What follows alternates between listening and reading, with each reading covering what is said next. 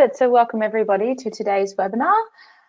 My name is Kendall Havenstein and I am the Marketing and Operations Manager for Smart Australia New Zealand. I will be today's co-host supporting the presenter in the background. I'm going to go through a few housekeeping slides and then I'm going to hand it over to today's presenter and then I'll be back again to do a quick wrap up. So for today's webinar, we will be looking into special needs students, SLS and zones of regulation. So I'll dive right into the housekeeping. So with your control panel, you can shrink it down if it's in your way. You can just click on the white and orange arrow on the grey panel section. That'll shrink it down to just the grey panel section with the symbols. If you want to pop it back out, you can just click on the white and orange arrow again, that'll pop it back out to normal. So if you do have any questions throughout, you just click on the arrow next to questions in the control panel and that will pop down and then you can just type in your questions there. I will be there to answer any questions that come through throughout the webinar. If you don't get an answer straight away, it may be because I know that as the presenter's presentation unfolds that she may actually answer your question, or I might be saving it up to the end because I feel like it might be a good question to read out for everybody to hear. So with that, at the end, when we do have the question and answer segment, where you can chat with the presenter directly, you can actually come off mute and ask questions that way. If you just pop up your hand, I will prompt it during the question and answer segment after the presentation. I will prompt questions, and if you do want to come off mute and ask questions that way, just click on the hand symbol with the green arrow and I will take you off mute.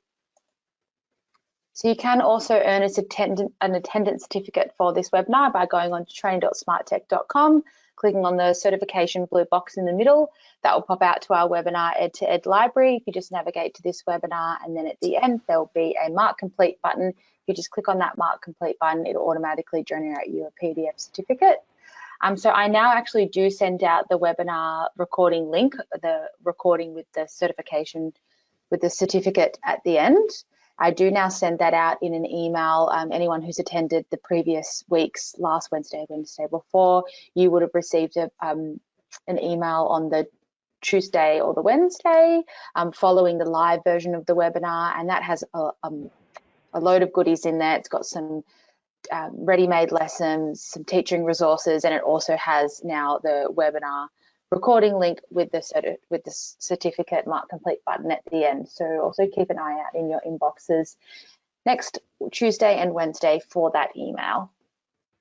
So now I would like to introduce today's presenter, but first I just want to let you know that today's presenter will be doing an hellosmart.com an SLS activity. So if you do have your phone nearby or an iPad nearby or just another device, I would urge you to grab that now and open up a tab with Hello Smart in it in your browser, Chrome, Safari, whatever you use, or if you are just on a laptop, you can, or a computer, you can open up another tab and go to Hello Smart and prepare for that.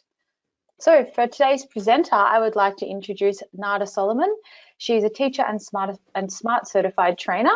Nada has been teaching in the New South Wales Public Schools for 7 years. She started her career as an English HSIE teacher and moved into special education and has been teaching in special education for 6 years now. She is currently a teacher in the support unit at Holroyd High School.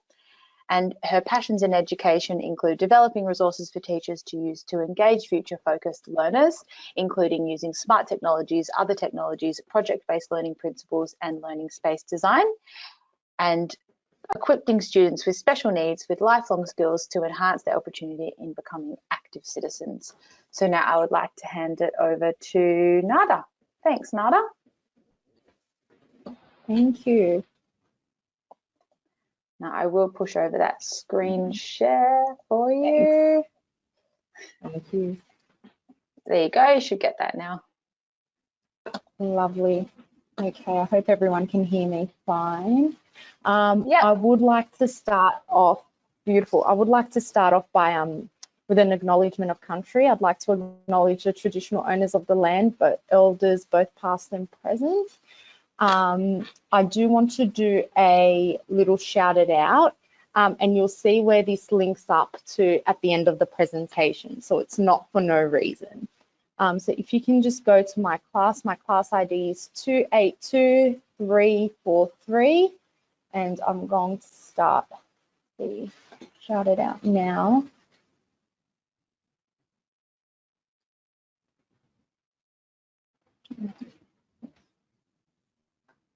Okay. What was your shouted out number again, Nada? Sorry, I'll put it in the chat for everybody. Yeah. Oh, perfect. It was so it's 282 28234. Yep. Okay, lovely.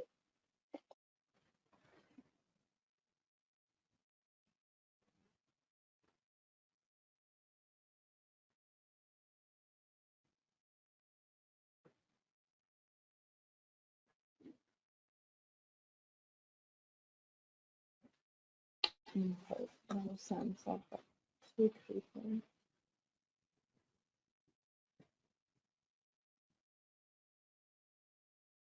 I'll just give everybody a minute.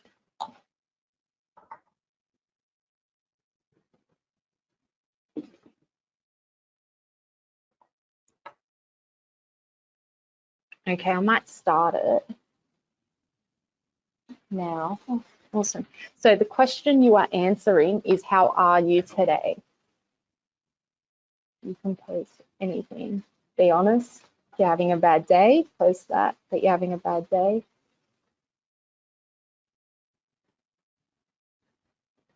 Feeling great. Oh, that's good.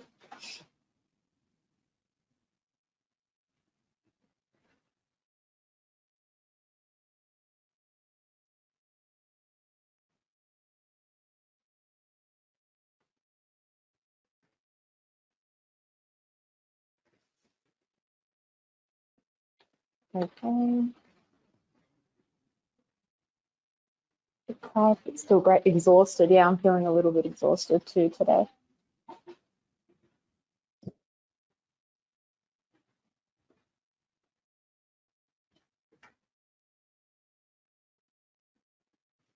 Okay, awesome. And this shouted out, what will happen is we'll talk about it at the end, so it loops around. Now, just for my own knowledge, we're going to do another shouted out just for my own knowledge to see where everyone is and what everyone's skills are. I just want to know very quickly, you know, what country, state do you teach in? Are you a primary teacher? Are you a high school teacher? Are you a specialist teacher? Do you have any experience working in special ed? Just for my own knowledge. High school in New South Wales. Literacy support, awesome. Just give some people off in minutes. Okay, awesome. Victoria, Australia, pediatric speech pathologists. Lovely. In my current role, I work a lot with speech therapists, and we have a lot of therapists come on site and work with our students, which is very handy, very helpful to have. Lovely.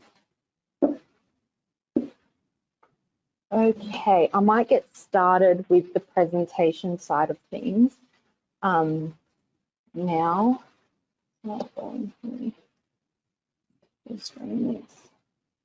Beautiful. Okay, so today, what I'm going to talk to you about, I'm going to give you a little bit of an overview of my school, Holroyd High School.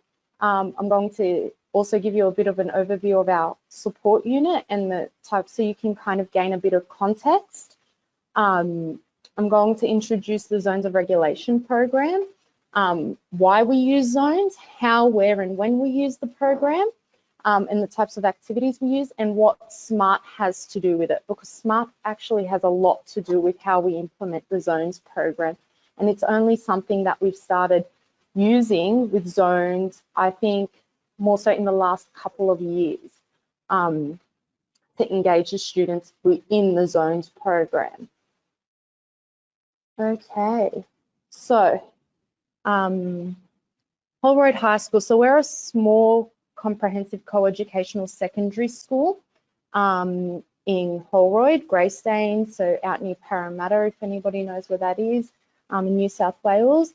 We have an intensive English centre where newly arrived migrants, teenagers come and they learn English. They do an intensive English program, and then they either graduate from there and come into our mainstream setting, or they go to their local high school. We also have a support unit, which is the unit that I work in, and it consists of 4 classes.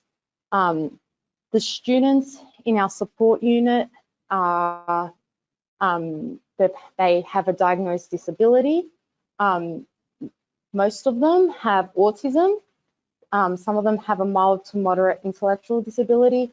There's mental health disorders, ADHD, oppositional defiance disorder, and a lot of other complex needs. In the high school at Holroyd, there's a very strong focus on quality teaching and learning in a safe and supportive environment, because at the end, we want to create active citizens in the community and lifelong learners. So with that in mind, over the past 4 years, the whole school has made a major shift in pedagogical practices and providing the infrastructure to support future-focused learning.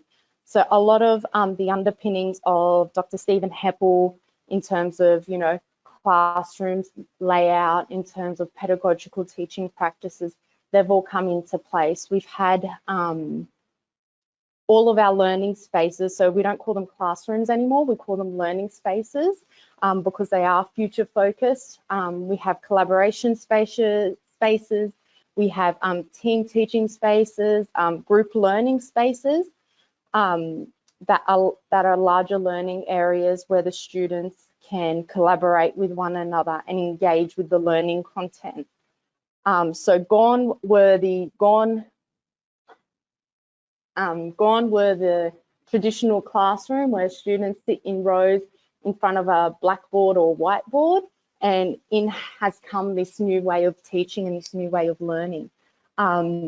We looked at the lighting in the rooms, we looked at the oxygen levels in the classrooms, we painted every learning space, got painted, and there was a big uphaul in terms of technology and how we use our learning spaces. As a school, we decided to,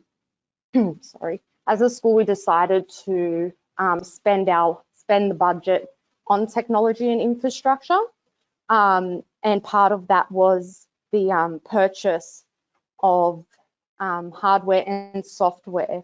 So every learning space has a smart board, 1 or 2 smart boards depending on the size of the learning space, and every student in the school, both in the high school, in the support unit and in the IEC, every student has a laptop.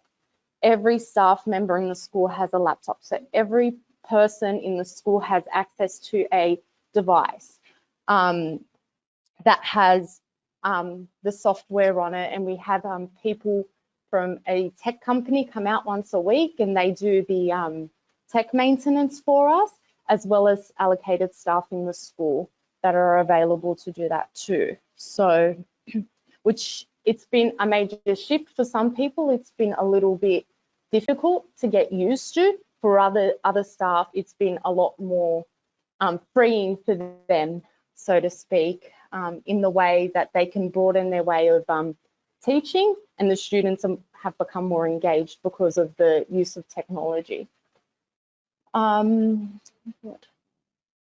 We've also purchased 3D printers and licensing to software such as Smart, the Renaissance My On Reading program, Prodigy, Literacy Planet, and that's just a few of the programs that we've purchased. So going on to our support unit, so like I said, we've got 4 classes. 2 of our classes are multi-cap classes and 2 are autism classes, so that's a total of 25 students in our support unit. We, like the rest of the school, have a focus on lifelong learning and creating active members in the community and teaching our students skills that they can transfer across multiple settings. and over time, and that can be used over time, which is a major focus for us. Over the last couple of years, we've applied a more of a hands-on, experience-based approach to teaching and learning. And the last, say, 2 years, we've teamed this up with an increased use of technology, and in particular, smart technology. Part of the reason being is we've had a kind of like a changing demographic of students come through our support unit. So most of our newly enrolled students, I'd say about 80% of our newly enrolled students in the unit are more tech savvy, and they're more tech savvy in gamification and gaming, more so than other aspects of technology. All of them, 100% of our clientele enjoy using the technology, and they learn the skills faster, the technology skills faster, and are more engaged when technology is involved. And most of them participate in some sort of gaming in their own time outside of school. So they've got that kind of background knowledge in how things work, and that there's a certain area of engagement. When we say, get out your laptops, let's start, let's log into Hello Smart, there's a certain light that just turns on and they're up and they're moving and they're getting things ready, rather than saying, okay, get out your books, rule a margin, write the date. Very different level of engagement. So with this, and as the school began shifting to a more of a future-focused learning style, I personally needed to start utilizing these new resources and incorporating them in my everyday teaching, incorporating the hardware and the software, and for content-rich subjects such as mathematics, science, English, history came really easy. It was very easy to incorporate smart technology with the KLAs that I taught, but it was trying to incorporate technology in teaching these soft skills, so to speak, or the less content-rich topics and subjects. That's where I found it a little bit challenging. And one of the areas was around well-being, emotional regulation, and social skills. So with both of these factors at play, I decided to incorporate SMART to teaching these soft skills, and especially in regard to emotional regulation, which takes us to the Zones program. So the Zones program is a program that I've started using over the past 2 to 3 years. And it's a program that we start teaching from year 7 onward. And the way it looks for every class is different. And the way it is delivered to every class is different. So, and it's a very versatile program, as you'll soon find out. So the program was written and designed by Leah M. Coopers, and it's published by Socially Thinking. Socially Thinking is a company that sources and creates a range of resources to facilitate the teaching of social skills, emotional regulation, and well-being, and also other little things like sensory toys, visuals, games. They also do games that target specific skills. So Socially Thinking is a really good website. It's a really good company that provides a lot of resources to help teach emotional regulation, well-being, and social skills. So the program was designed to explicitly teach self-regulation and emotional control. Each color or sign represents a different set of emotions. So you've got the blue zone, which is like sad, tired. You've got the green zone, which is your happy, you're calm. I say it's the ready to learn zone. I call the green zone the ready to learn zone. There's the yellow zone, which is, you're being a little bit silly. You're not really focusing on what you should be focusing on. It's like a little indicator that you have to go back to the green zone. You have to be ready to learn. And then you've got the red zone, which is angry, frustrated, meltdown zone. So the colors each signify a set of emotions or feelings, and the kids, the students, go through the zones, and it's an easy way for students to identify how they're feeling, and it's an easy way for facilitators or teachers to prompt the student. Oh, look, I see you're in the yellow zone. What do you need to do to get out of the yellow zone? Oh, I need to take deep breaths. Okay, take a couple of deep breaths. So it's a good way to prompt the students back to the green zone, which is the optimal zone. The program has 3 chapters or 3 sections. The first one is the getting ready section, and it equips the facilitator with the skills needed to teach the program. So it actually provides the teachers or the facilitators with the skills prior to going through the program. So before you teach the program, you need to kind of be familiar with the program, which is what chapter 1 does. Chapter 2 is get set, which provides us with a guide on how to facilitate and organize the program, as well as resources and suggested activities that can be used. The get set zone, in the beginning, when I first started teaching this program, I used all of the resources in the get set zone, in the get set chapter.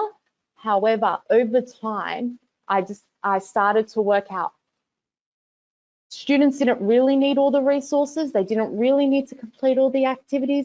Some did, some didn't, and I had to start differentiating the program to cater for the individual student's needs.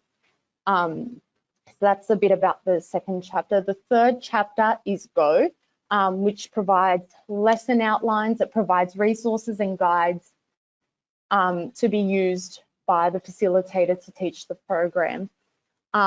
So what I really like about the Zones program is that the activities can be modified and can be used with different students in various age groups, functioning and social ability. We've used this program with students who are low on the spectrum, students with a moderate intellectual disability, but we've also used it with students who are higher functioning on the spectrum, who have a spelling age of 18 years old. So we use it with all of our students, but it's how we use it that's differentiated.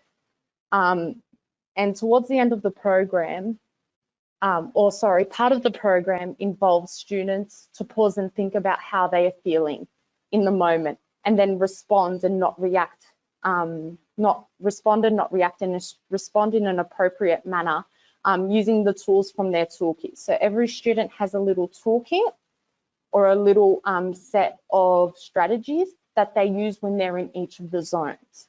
And then that helps them to self-regulate. So it moves from the teacher or the facilitator as being the regulator or assisting with them regulating their emotions. It moves from that to students learning how to, or learners learning how to self-regulate, which is very important for our clientele.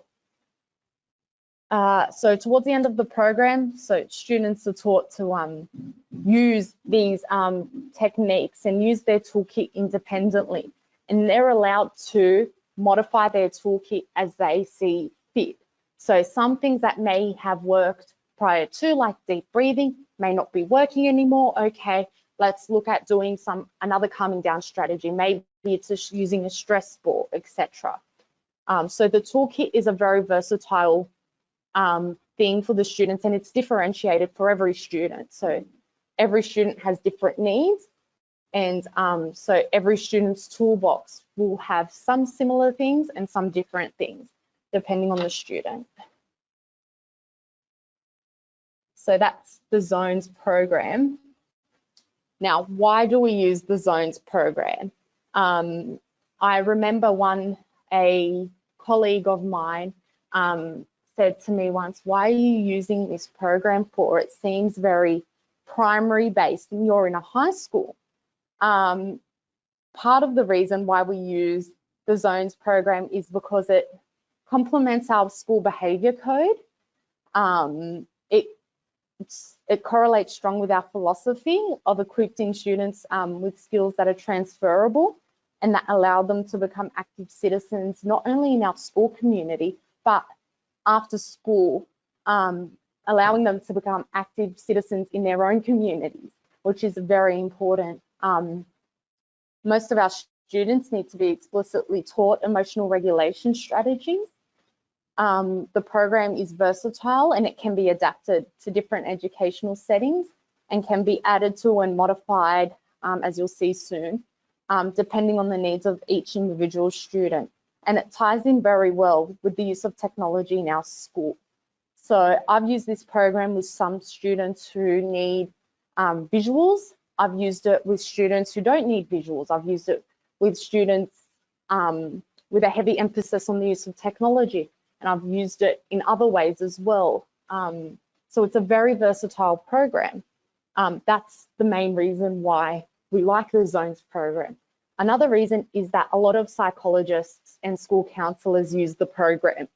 So it's very similar to a lot of the other emotional regulation programs that school counsellors and psychologists use. There've been maybe about 6 or 7 of our students who actually have learnt the program from their primary school or from seeing a psychologist. The psychologist has facilitated the program with them. So some of them do come with that background knowledge of the program. Another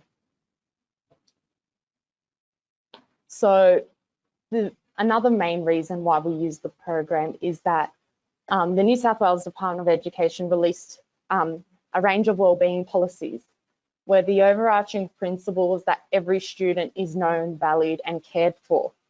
By using the Zones program, we are fulfilling this overarching principle as teachers, because in our teaching, because we're teaching our students emotional regulation, it's in part looking after their well-being and fulfilling their needs, not only becoming active in their learning, but also active members in the school community, which is the first step to becoming lifelong active citizens in their own communities. So that's why we use the program and a little bit about the program. Now, how we use it. So like I said before, it's very versatile, and how we implement the program varies from class to class, from student to student, depending on the class dynamic and the individual student's needs. We explicitly teach the emotions and zones using the resources from the program, and additional resources are created. So every class runs things differently. I'm going to go through quite a bit on how I facilitate and run the program in my classroom, and further on. When is the program delivered? After the department put these wellbeing policies in place, our school had a little bit more of a shift in how we implement wellbeing and how we ensure that every student is known, valued and cared for. And one of the areas that we looked at was we introduced check-in sessions, which is 20 minutes every morning to check in with the students.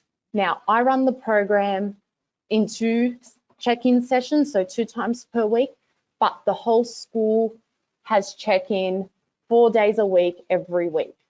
So 2 out of the 4 days, I run Zones, and then the other 2 days, I run a different wellbeing program with my class.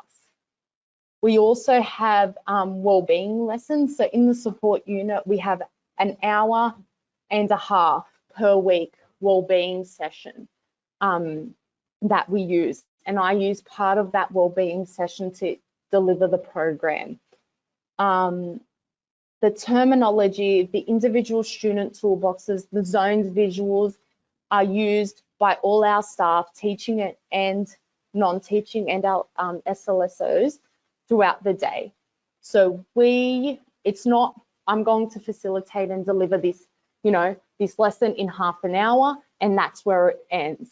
The terminology, the visuals, the displays, everything is used from when they get to school to when they leave. And we take it one step further with some students and families, where we provide the parents and families with resources so they can be using the Zones program at home too. And we work with speech therapists, we work with psychologists, occupational therapists, behaviour specialists, school counsellors, in delivering, not only just delivering the program, but providing them with resources and then providing us with resources to use with specific students. So it's more of a case management approach to the program, rather than you're just teaching this program to the student and the student will only be using it at school. It's more of a holistic approach to using the program. Who delivers the program? So I've worked with school counsellors in the past delivering the program, and now I've been facilitating and delivering the program myself for the past 2 years with my classes. But really, it's teachers, it could be any teacher who has a good rapport with their class or student. And why I say this is that it is very important that the facilitator builds a rapport and trust with the students. This is to make the students feel more comfortable in participating in all the activities and feel safe to discuss how they're feeling and why. There needs to be a sense of trust between the student and the facilitator. My current class, I have 6 lovely Year 7 students. I didn't start teaching this program until midway into term 1. And that was for the reason being was that I needed to give students time to get used to high school, familiarize themselves with the new environment, with new structures, with new routines. And I also needed to build a rapport with them. I knew them coming in, transitioning to high school wasn't going to be very easy for them. And I needed to give them time to get used to me, and I needed to get used to them too, and kind of work out their personalities and things like that. And we needed to build a sense of trust and rapport. So that's who delivers the programs, when and how. Just move on. Okay. So what type of activities do we use to teach the program? So the program provides us with a range of activities such as bingo, there's tracking cards, there's scenario cards, as you can see there on the screen. Recently, I've started to incorporate ICT and using things like Kahoot, G Suite, Smart SLSO, and Minecraft education to engage these students in learning the program and in becoming a little bit more confident and comfortable in using the terminology and using the program. So it's not, oh, we're doing this zone stuff again. It's, oh, we're doing zones. Okay, you know, can we get our laptops out? Can we do a shout it out? And kind of they're the ones then asking me, Miss, can we get our laptops out and can we do that memory match game? Or, you know, at the end of the session, can we go on Minecraft and finish building our houses, or whatever the task is. So it's incorporating the ICTs, getting them engaged with the program, which is very important. So that brings us to SMART. And you're probably thinking, okay, so you've gone through this program, what does SMART have to do with it? You know, why would you use SMART, or why would you use technology to teach something that's like an emotional well-being emotional regulation and well-being program? In the beginning, when all of this technology came through, like I said earlier, I was stuck on how to implement the program and how to implement wellbeing initiatives using technology.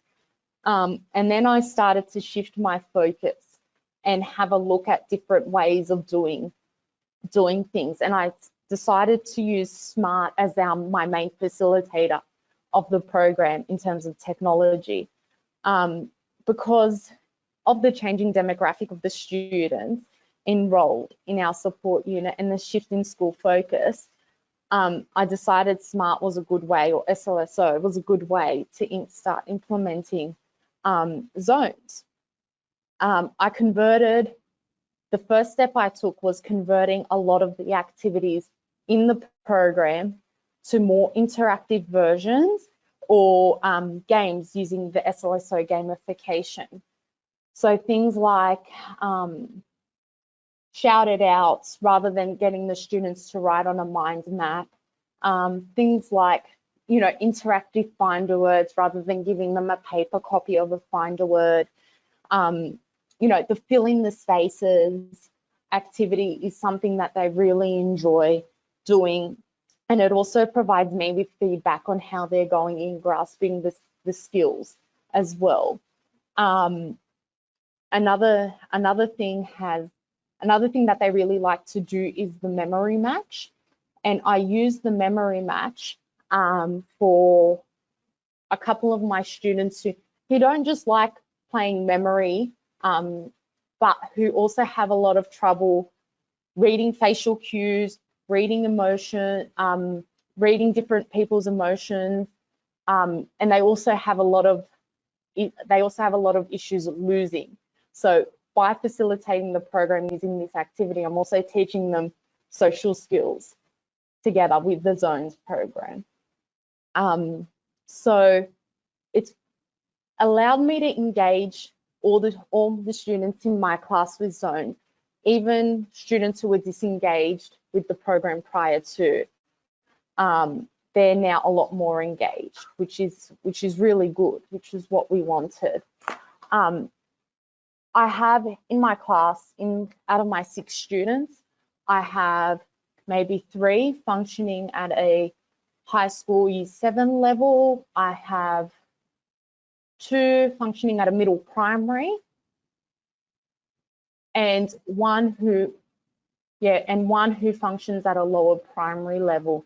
So because I've got a broad spectrum of levels, SLSO has allowed me to kind of differentiate for my students and allow them, you know, provide all the students with access to, for example, they all do the fill in the spaces, but I might provide a little bit more support to the student who's in the lower primary level. The memory match, I might do that, you know, get two students at a similar level, middle primary, who have issues reading facial expressions. I might get them to do the memory match and play together and facilitate that activity.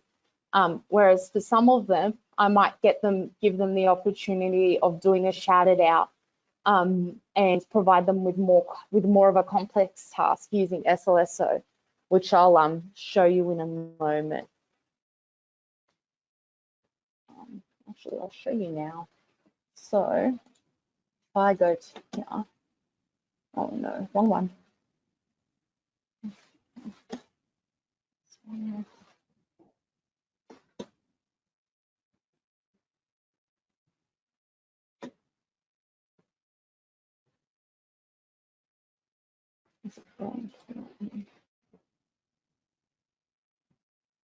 Okay, yeah. So this is how I introduce the program, and I go through it through SLSO. I do a shouted out with the class. So how are you feeling? Shouted out. This memory match, I want to preview it, sorry. Oh, sorry, this match it up.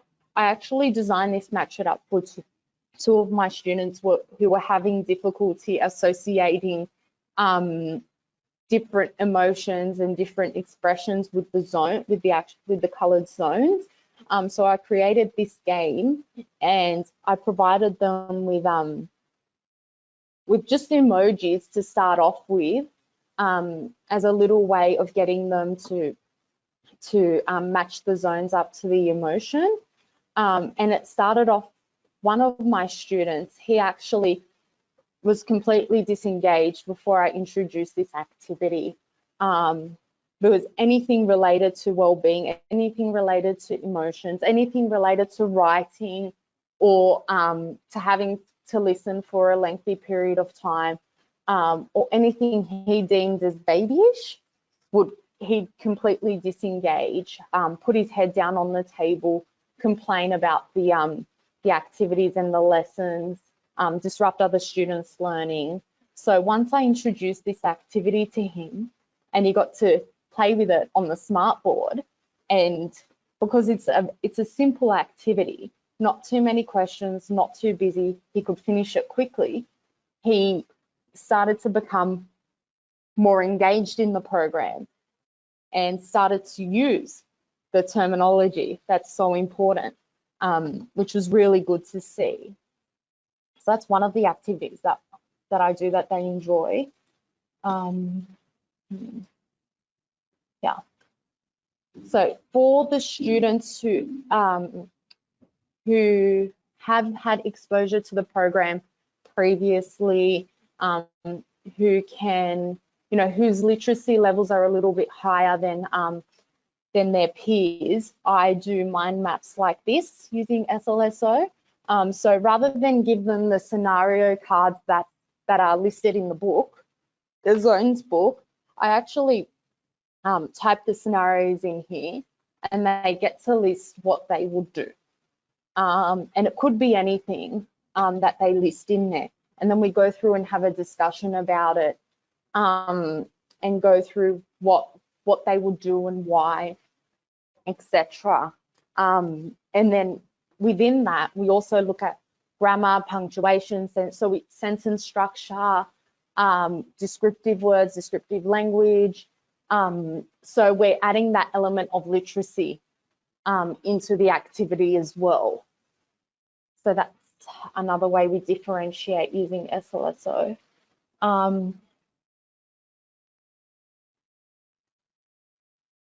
So that's another shout it out that we do. So this is the memory match I was talking about, and this is I use this with the students who find it difficult to read facial cues, and a lot of the pictures. So before, in the match them up activity, I used emojis. So this is kind of like a step, the next level up, where they're actually looking at people's faces. And then, so what they do is they'll turn it over, and we'll actually talk about how the person looks. Or he looks angry. I'm like, okay, why do you think he looks angry? And we go through those steps. And then I prompt them and say, okay, so he looks angry. What zone do you think he's in? And why, and why do you think he's in that zone?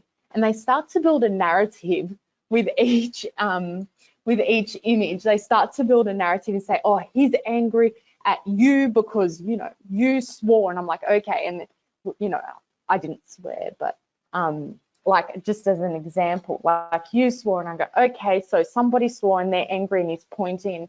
And we start to build a story, which in turn is developing their literacy skills, their communication skills, and their social skills, because then it becomes a discussion between, them and their peers, and it gets built upon, and their engagement increases, which is really positive, and something that we really thrive on here in our teaching. So that's just a little bit about how we use SLSO for zones. Let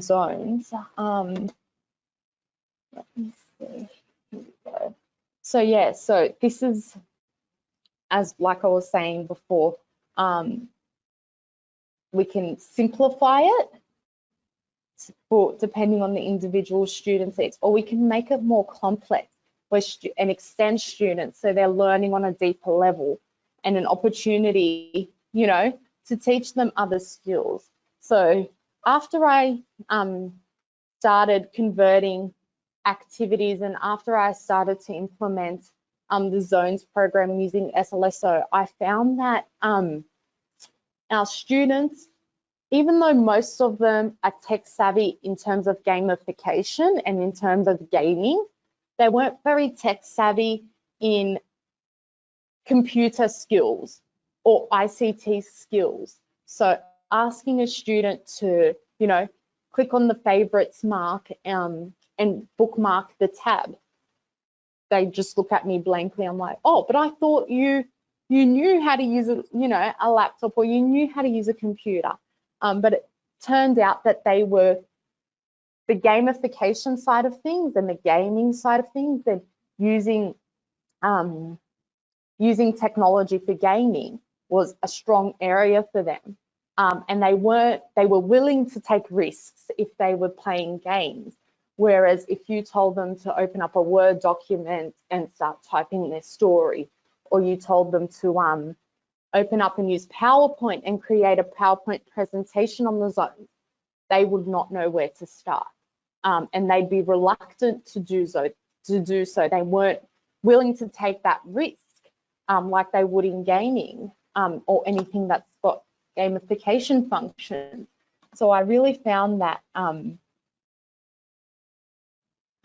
SLSO, because it moved away from the computer, we'll call it ICT literacy skills, ICT skills, and computer skills, it moved away from that, and you can incorporate the gamification. Their engagement started to increase because they were confident in taking risks in their learning, because they know, oh, it's just a game. You know, I'll get the answer after. I don't have to, you know, they think, work too hard to get to that point of finishing. So using the gamification functions in SLSO, then incorporating a few shouted outs, a few mind maps, a few more literacy-based activities in teaching zones really meshed well in me facilitating the program, and really increased student engagement and participation in the program, which is really something that that we as a support unit really took on board, and started looking at creating more resources using SLSO to teach these soft skills, rather than keeping it as a KLA-based resource to use, which is really good. And I think that's about it. Yeah, I think that's about it. I'm ready for some questions if anybody has any questions. For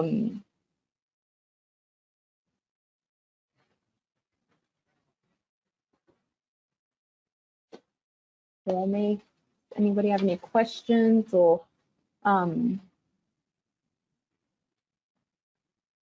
there's no questions that have come through yet. We'll give everyone a minute or so. Okay.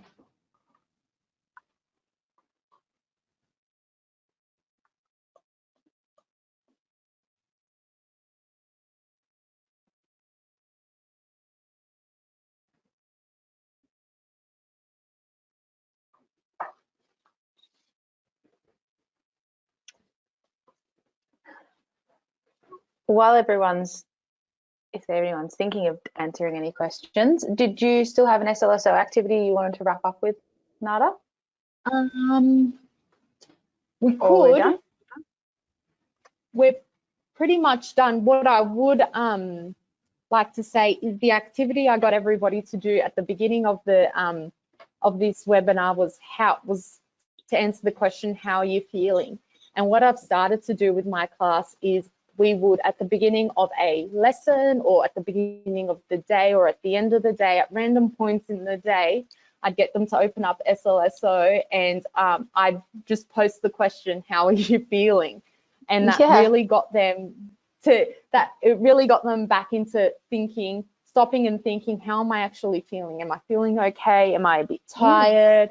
Am I a bit in the red zone? And that gave me a little bit of an opportunity to see, okay, you know, so-and-so needs a little bit of time, they're a bit tired or they're a bit sad, I'll touch base with them. Once I get the other students started on an activity, I'll touch base with them. Or another student who's, you know, said they're a little bit in the red zone, I'd prompt them to take a break card and to go outside and take a drink break. So it's a really good activity to also break up your lesson too, I found. Yeah, it's a great way to check in. And just get people to pause and have a minute, because, you know, you can get, you know, even as teachers, it probably helps you have pause and get a minute as well. It's just another way of connecting with students, because there's just always so much to get through in a day, isn't there? So and touching base with them, definitely. So it doesn't look like any questions have come through. So if we wanted to do another quick SLSO activity just to wrap it up, we might actually get out on time for once. You know what? We might actually do this scenario question. I enjoy doing this scenario question. I will do it. So if anybody has logged out, you can go to hellosmart.com, and then Nada's classroom ID is 282343. Let me see. Or maybe we can do one of the games. Let's do one of the games. They're fun. I enjoy doing the games. I do too. Our student learning support officers enjoy doing the games too. We get a bit competitive. We fill in the blanks. Okay. It's a fun one to do. Yeah, this one is fun. Have I started the activity? I think I've started it. Am I still in editing mode?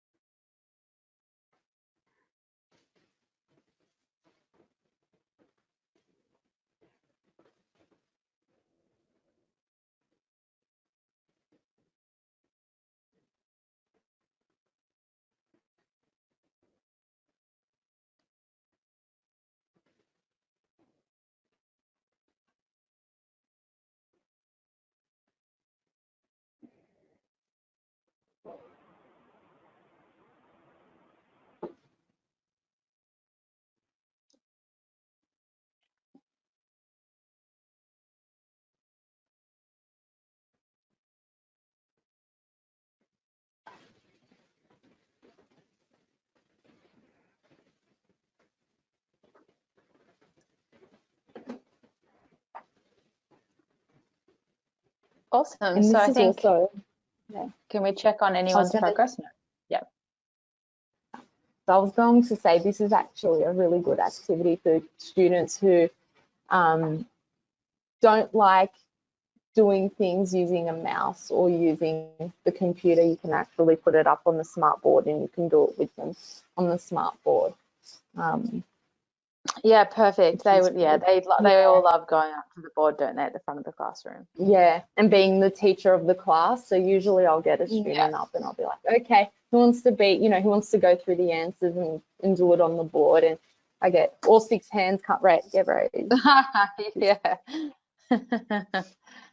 Oh, that was awesome. That was a great presentation. Thank you so much. Well, it was very informative. It's so good to see how, you know, how different schools are using it in different contexts as well, like in different teaching styles with SLSO. It's really great to see, because sometimes, you know, you might use it one way and see someone else using it one way and think, oh God, I didn't even think of using it like that, which it's the whole reason we like to connect everybody.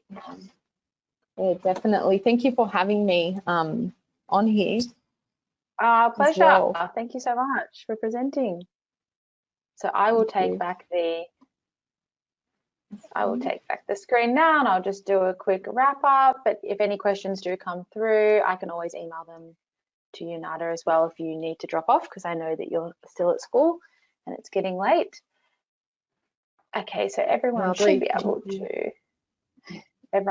able to just make sure they can see my right screen. Yeah, perfect. Okay, so now I'm going to go through a quick wrap up. Okay, so we did questions. So if anyone would like any free resources, you can do so on our Smart Exchange. You also might hear it called SMEX. We call it Smart Exchange or SMEX. We use those two names interchangeably. It's the same thing. This is the Smart Exchange SMEX, and you can go to, and it's at Content Smart Tech. So it's at content.smarttech.com. The bottom left, the bottom right there, you can see the link. So you can go in there, you can find ready-made resources, you can search by grade, and you can search by subject. We're constantly uploading new lessons in there every week. And if you do have a request for a lesson, please reach out to us. You can just reply to any of the webinar emails that you get. You could just let us know if there's any topics you're after that you couldn't find, and we can help you out with that. So if you haven't checked out our Smart 360 platform yet, definitely encourage you to jump in and have a look. It is full of loads of professional development keynotes, and it's got a research room where you can collect different documents across different education topics and research topics. We've got EdTech capability research papers in there, tons of white papers.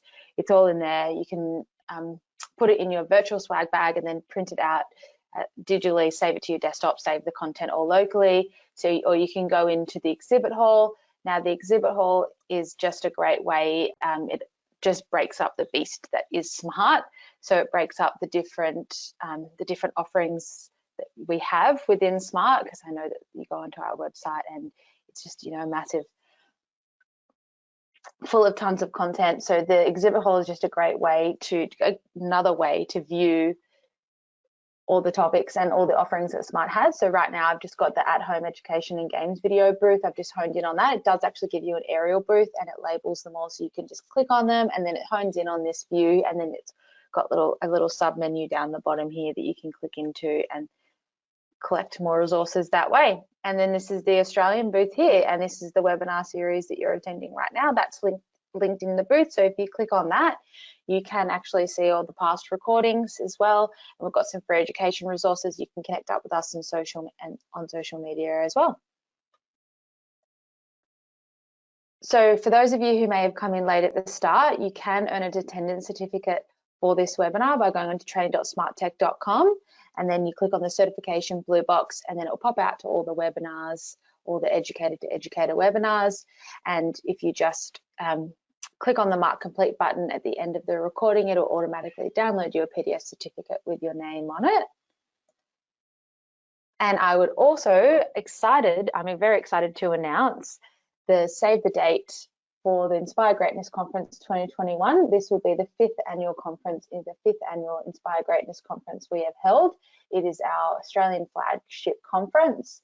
It is always loads of fun. We always try to bring the latest and greatest in education in terms of the best practices with teaching, with technology, and we also like to bring in some keynotes, some international keynotes, and this year I think we'll be bringing in a national well-known keynote, a well-known figure in the education space. So we'll be announcing that soon. But for now, if you just wanted to save the date, September 10th, it will be a virtual event. So you will be able to access it on demand as well, but we will also have a face-to-face portion. So we will be hosting that somewhere in New South Wales. We will be announcing the location for the face-to-face venue very soon. And then the face-to-face event will happen on September 10th. And then from September 10th, we will upload all the content onto our Smart 360 platform, and then you'll be able to access all the workshops and all the keynotes from the face-to-face event on demand if you are unable to travel to New South Wales. But we definitely encourage you to get there if you can, because it's always loads of fun face-to-face. We're really, really excited to have it this year because we missed out last year with everything going on. Okay, so that is our 4th webinar down. So we've got only 2 more to go. This season, this term of webinars, season webisodes is going so quickly. We've only got 2 more to go. So next week is a 2-part series on the 22 EdTech Capability Reboot. So I look forward to seeing everybody then. And for once, I'm letting everybody out on time, right on time, which is great because I know we have run over time the past few weeks. So we'll give you some time back in your afternoon. Have a lovely afternoon to those who are attending live. And anyone who's listening to the recording, have a lovely morning, afternoon, or evening. Great. Thanks lots, everybody. Bye.